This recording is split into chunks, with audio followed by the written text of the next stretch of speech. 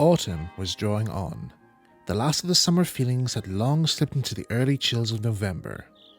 There had been wind and rain, and though it was now calm again, there were already high bare branches around the forest where the gales had stripped them. The staff of the Model Engineer Society should have been out and about the line, helping to get things ready for the quick arrival of the Christmas special. But over by the loading ramps at the station, you'd be surprised to see the locomotives, Lady Grange and Betty, being loaded onto a trailer. Puffer, the battery shunting engine, stands close by to be loaded into the boot of Whitehouse's car. "Right, that should be secure now," said Corpse, as he fastened the last of the straps over the engines. "I doubt we'll have any issues with that on our way. Where is this place we're going to?" "Drumaway Junction," answered Whitehouse. "Me and Case were there earlier in the year. You remember, when we found those missing models of Mark's?" "Ah, yes, of course," said Corpse, remembering. "Strange, it felt like it was a long time ago since then." "So much has been happening lately, you think so," laughed Whitehouse. "So where are the others?" "Cars is briefing Jane's relief till she's back with us, and Casey's getting his cleaning rods from the sheds. It's a pity Jane came down with the flu at the worst possible time. She would have enjoyed seeing Drumaway's track. I bet she's feeling worse on the fact that she's missing out on a day out." "Well, we'll bring her back something nice that would cheer her up. Maybe a souvenir of some sort," suggested Corpse. "Maybe a nice tea mug that we can get her name on." "Talking of mugs, look what's coming this way." Whitehouse pointed down the line to see a bundle of twisted rods and brushes being carried by a soot-covered Casey. "I'll kill that Matt when I next see him," fumed Casey as he threw the brushes onto the trailer. "He's only gone and bent nearly all of them." Corpse picked up one of them to inspect. It was bent at a 90-degree angle comically. "How on earth did he manage to do that?" he asked. "Traces of diesel oil could be found on a few of them, so I'm guessing he must have used one of them to clean out Sir Giles' feed pipes. Just as well I cleaned Lily Grange's tubes before we loaded her onto the trailer." Carr shortly arrived with his coat. "All set, lads?" he asked. "All ship-shape and Bristol fashion?"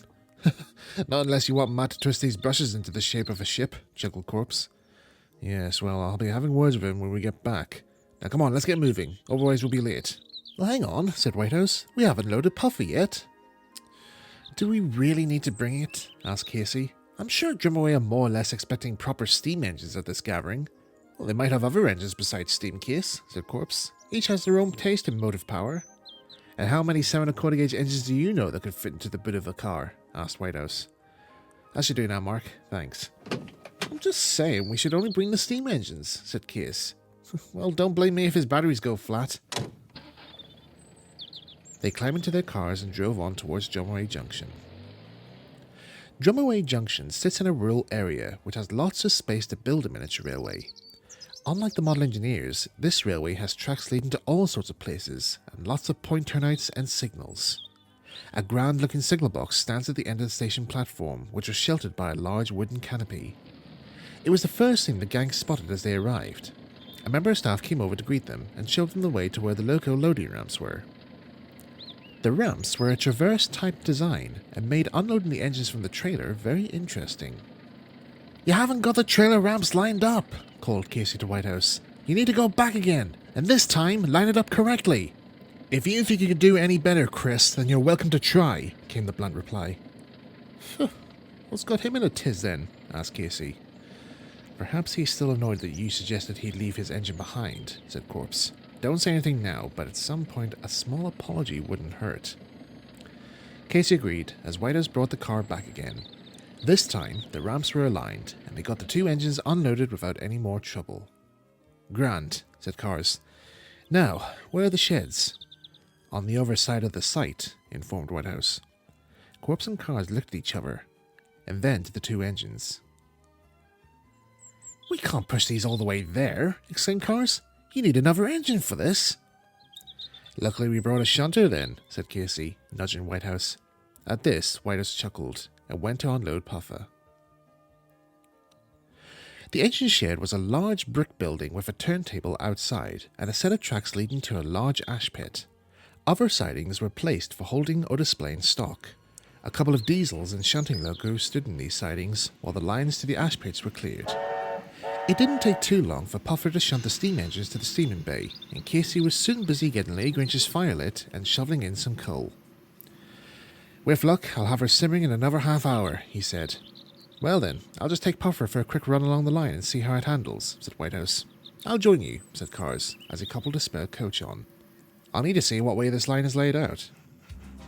As they backed to the station, Whitehouse whistled for a road. But the points remained switched to the sheds. Probably hard of hearing, said Cars, and Whitehouse tried again. Still no response. I think I know the reason why we're getting no response, said Whitehouse at last. Why? Because there isn't anyone in the box. Well then there should be someone present, said Cars, looking around. I was told that this railway was properly staffed. Well it is, and there is a signalman to work the box, but I don't know where he's gone. Probably nipped off to the gents or something, mused Cars. Oh well, I'm sure they wouldn't mind us switching the track.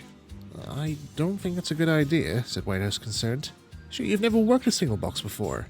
It's only pulling a few levers. What's there to get confused about? Yeah, but you've never worked Drumaway signal box, said Whitehouse. Nonsense. It'll be as easy as... Cars opened the door and looked in. He was expecting a big lever frame with block instruments above it. What met his gaze was an arrangement of spare flags and a large control panel with buttons and switches all lit up like Blackpool illuminations. There was a sliding window facing the line. Cars slid the panel over and peered out.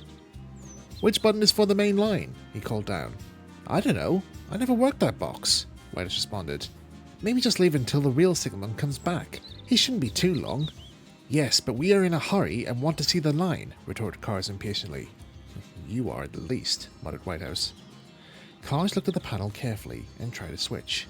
He heard a clunk from somewhere nearby and looked out of the window. I think that was the signal gantry on the other side of the site, said Whitehouse. Cars put his head back in and tried another switch. This time, nothing happened. Well, that switch must have done something, he said. Just leave it alone before you disrupt anything, said Whitehouse. He was looking about him in case anyone had seen them. Unfortunately, someone did.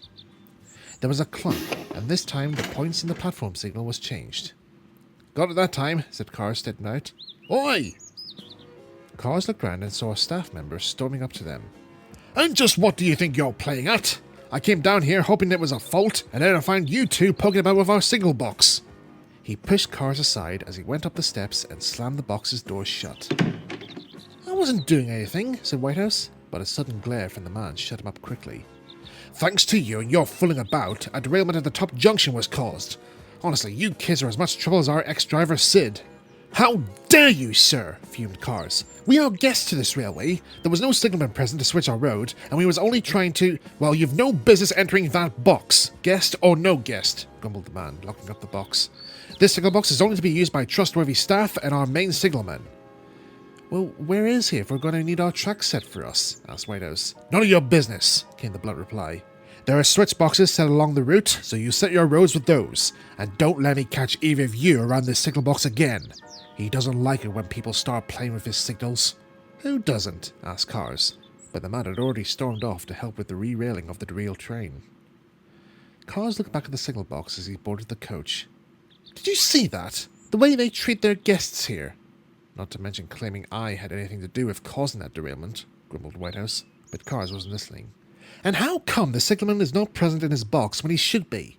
Honestly, I thought this railway was supposed to be worked like a proper railway. It is, but if you start causing trouble, it very well won't, said Whitehouse. Now shut up and sit still while we see what this track is like. Puffer had only started moving when the platform signal arm sprung back to the danger position just as the engine passed it. Whitehouse stopped quickly. Now what? Asked Cars. Whitehouse looked at the signal carefully, then to the box. How did it do that? He asked. Oh, I suppose they have some sort of a sensor feature installed or something, said Cars. Come on and let's keep going. I'm sure only the signals are controlled by the box, muttered Whitehouse to himself as they climbed the first hill.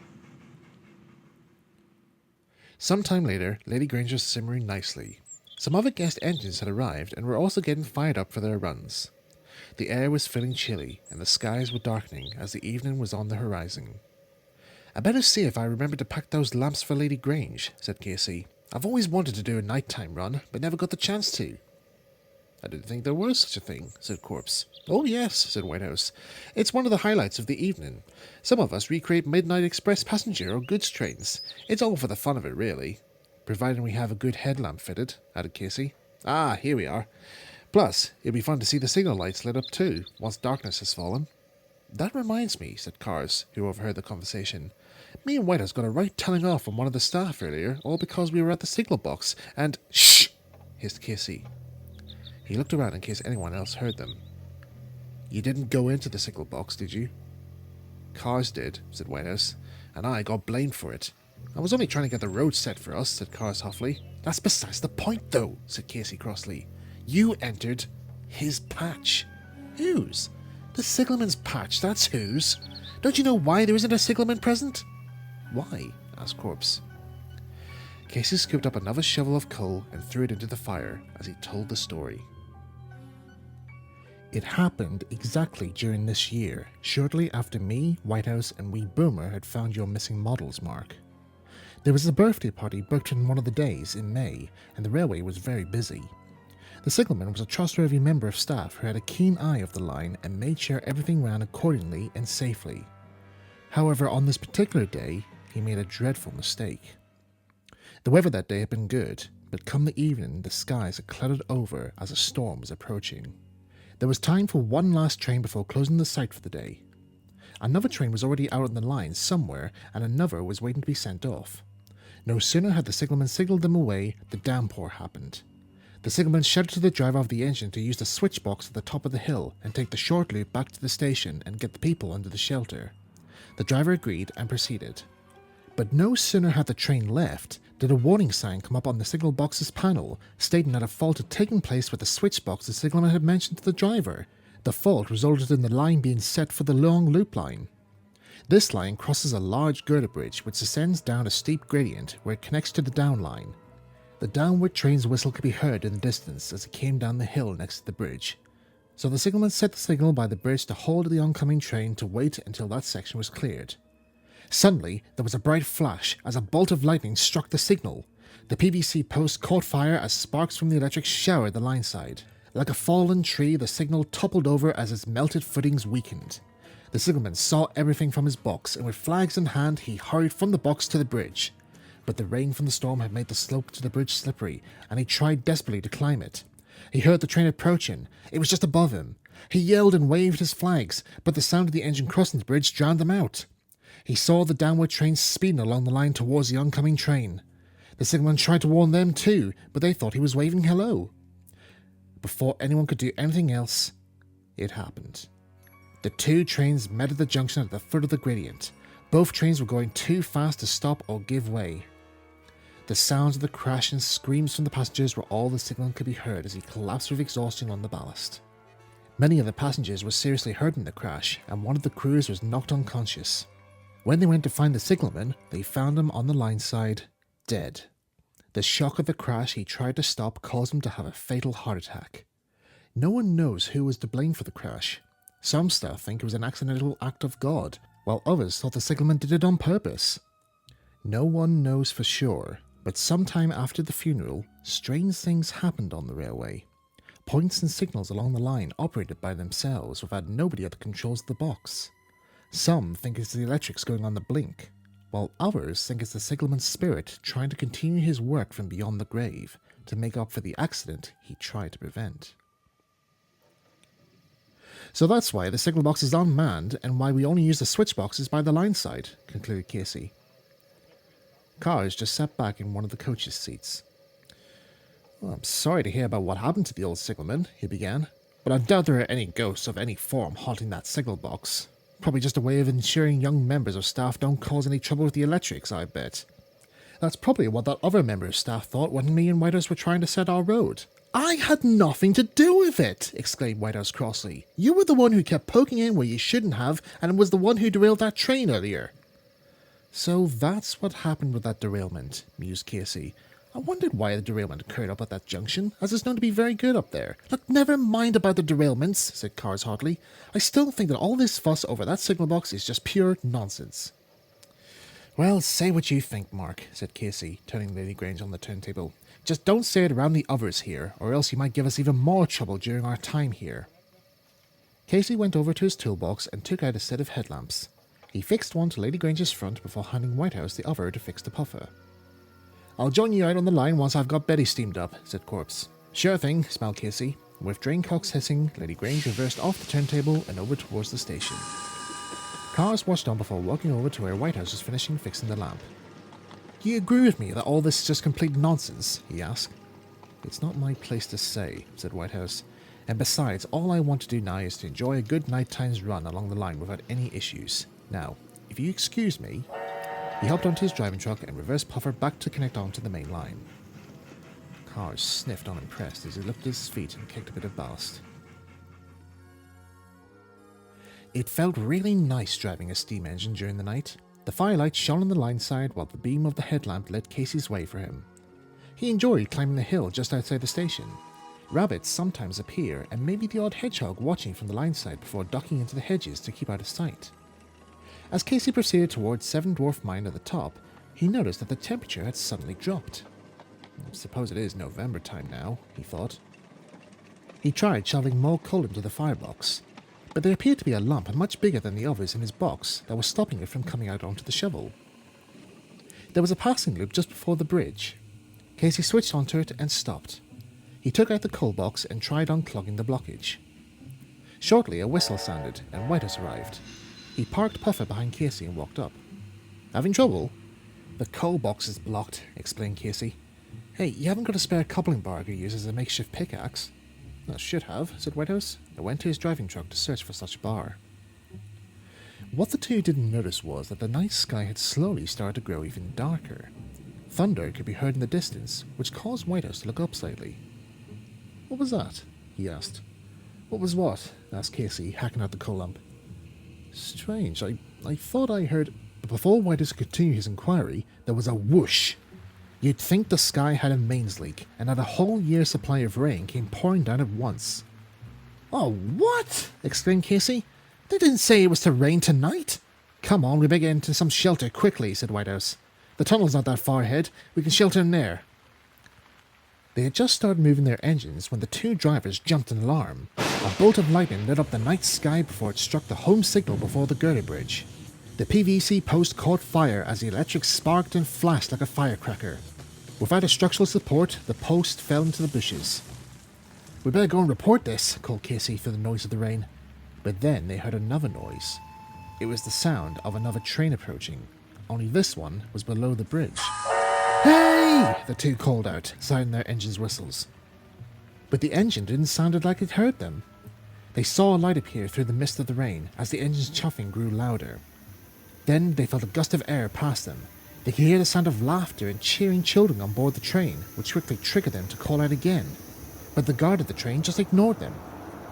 I'd say they're still annoyed with Cars' comment about that signalman, concluded Whitehouse. Come on, let's get going. I'm getting soaked. But then another noise stopped them in their tracks. It was the sound of someone shouting for the train to stop before the sound of another engine whistling desperately sounding from below. There was a crash, followed by the sounds of screaming and wailing from the passengers.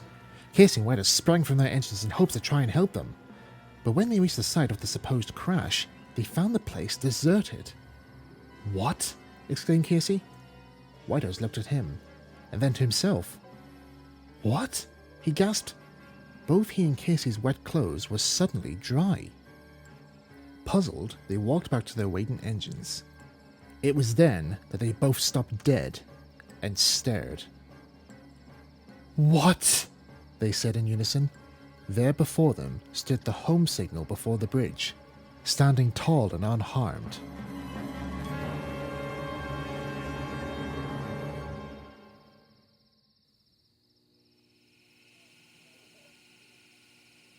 Casey and Whitehouse are taking their time getting back, said Cars, while he and Corpse waited at the station with Betty. One of the staff had set up a barbecue, and they had each gotten themselves some burgers and were sitting under the station's lights. Yeah, I was thinking that too. You think they got lost? Asked Corpse. Nah. And besides, they got those lamps fitted to their engines, so they should see where they're going. Maybe that signalman has diverted them onto the wrong line, eh? One of the bulbs within the station canopy flickered slightly. I wouldn't joke about those kinds of things, Mark, said Corpse gravely. Oh, get over, scoffed Cars through a mouthful of burger. If I'd known better, I'd say you're starting to think similar to the others round here. Honestly, you take things too seriously. I'm just glad Jane isn't here to see you like this, said Corpse. She put you in your place straight away. Well, she isn't here, and even if she were, I would... Hold up, exclaimed Corpse. Look. One of the railway's diesels, called Hollandic, had just arrived from its night run. But towed at the rear of its train were Lady Grange and Puffer. Casey and Whitehouse were sitting within the coaches, their faces fixed in pure horror. What happened? Asked Cars. We found him like this by the bridge. Kept muttering about a train crash or summit, said the driver. Cars looked at the two with quite concern. They're not doing this for a prank, are they? He asked. Trying to fool me of that silly tale about this line signalman? So you were the one everybody's been talking about, muttered the driver. I don't think they're fooling, Mark, said Corpse, looking over at Casey. If I'd known any better, I'd say they'd been petrified. Whatever they seemed must have been quite powerful. But there was nothing there when I found them, said the driver. I think I'd better go up the line again and have another look. I think I'd better go too, said Cars, climbing into Betty's cab. If there is anything out there that's harming my staff, they'll have me to answer to. I'll stay here and keep an eye on these two in case they come round, said Corpse. Once Casey and Whitehouse were helped over to the shelter of the station building and Puffer and Lady Grange were moved into a separate siding, Cars and the driver took Betty up the line to investigate. I wish Jane was here, sighed Corpse, as he and another member of staff tried to bring Casey and Whitehouse round. I think I've got just the thing, said the staff member, and returned with 2 mugs, a pot of tea, and a packet of sugar. I hardly think a cup of sweet tea will help them get over the shock they've had, said Corpse, looking concerned. They will once they've had this one, the staff member smiled. She poured the tea equally into the mugs, and then, with a tablespoon, scooped 2 heaping spoonfuls of the sugar in the packet. Now, hold their heads back carefully while I pour it in. We're just giving you something to help bring you round, Corpse called out to the two, if they could hear him. Carefully, Corpse held Casey's head back while the tea was poured into his mouth. Then, he did the same with Whitehouse. Now, they should be coming round any second, the staff member said, returning the mugs. At first, nothing happened. Then something of an explosion took place within the two. Casey jumped, his cap spun round of its own as his face contorted into all kinds of expressions as tears streamed down his face. Then Whitehouse began making gasping, gagging sounds as he grasped his head and dragged his fingers across his face in pain.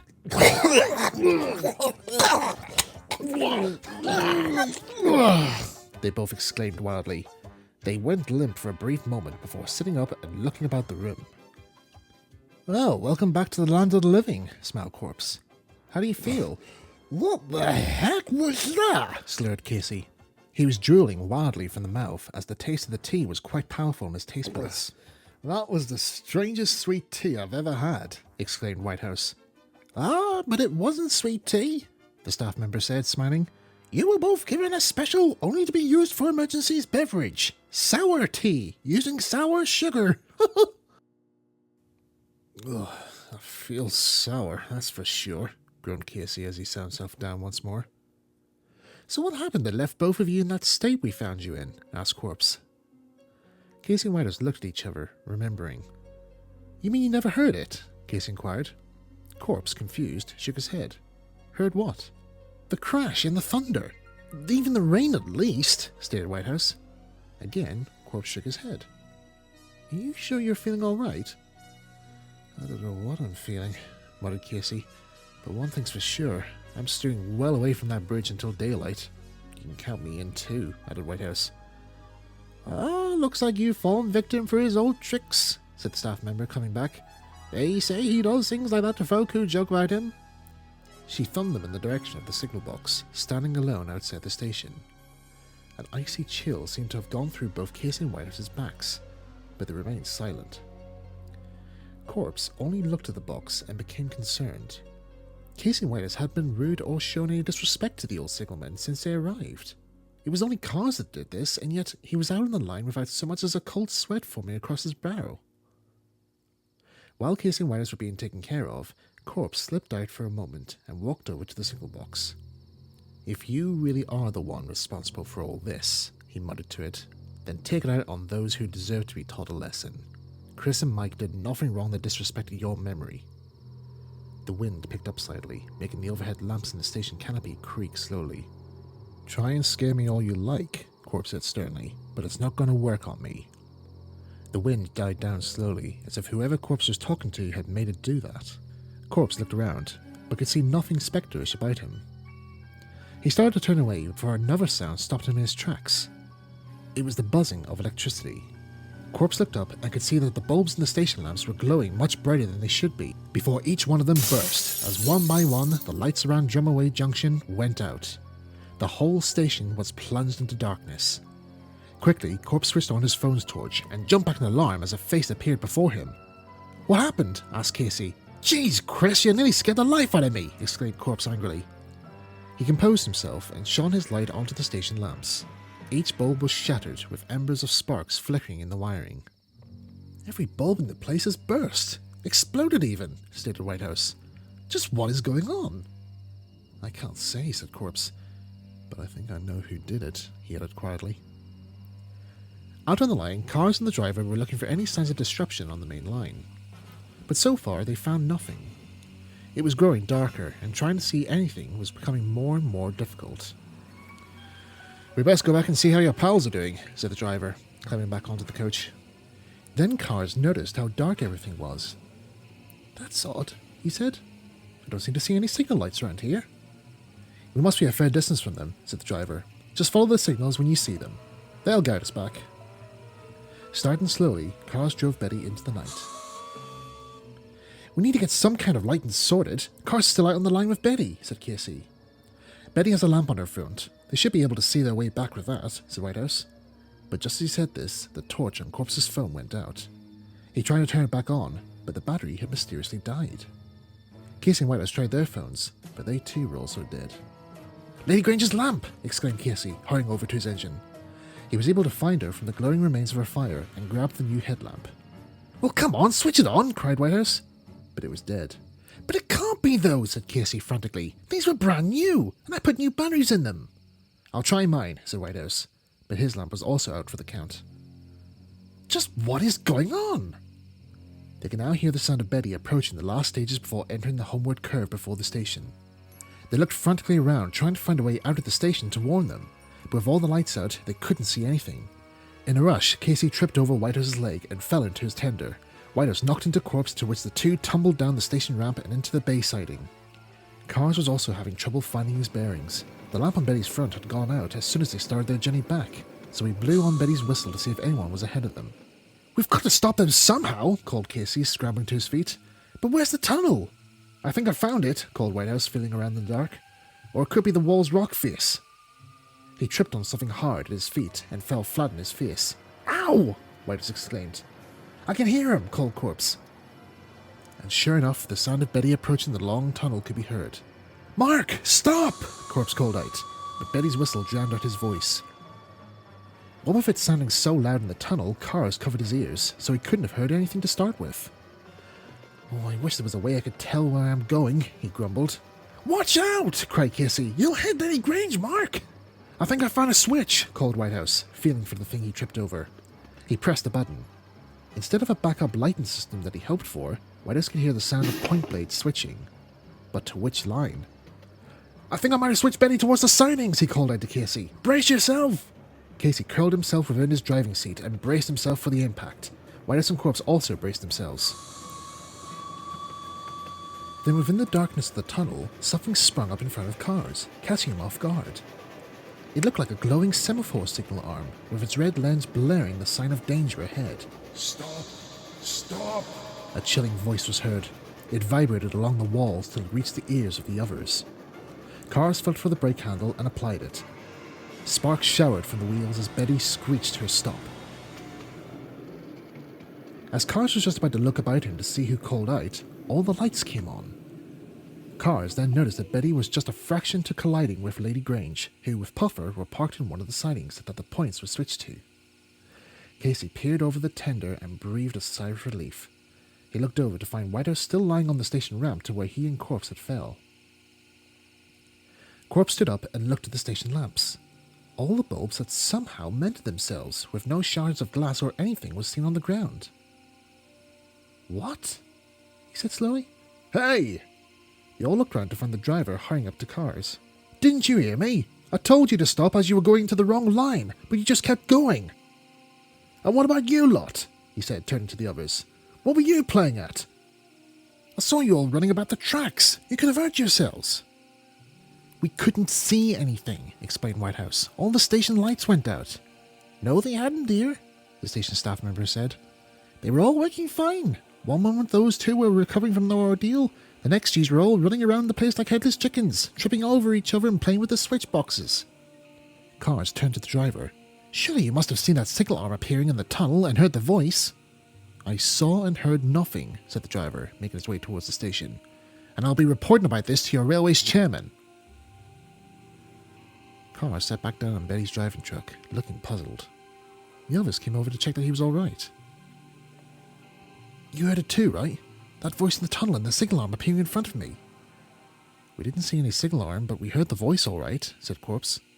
But the driver said that was him telling you to stop. But that wasn't his voice, interjected Casey. I've known that driver for years, and the voice we heard wasn't his. Then whose was it then? Asked Whitehouse slowly. A clunk noise was heard nearby. The group looked round and saw the signal box at the end of the platform, its interior lights switched on, lighting up a figure looking back at them. The group just stared as the signalman waved and grinned a cheeky smile before the light faded and the signal box was once more shrouded in darkness. Needless to say, the group were very quiet upon their return to the Model Engineer Society the following day, and not one of the others could get an answer out of them as to how they got on at Drumaway.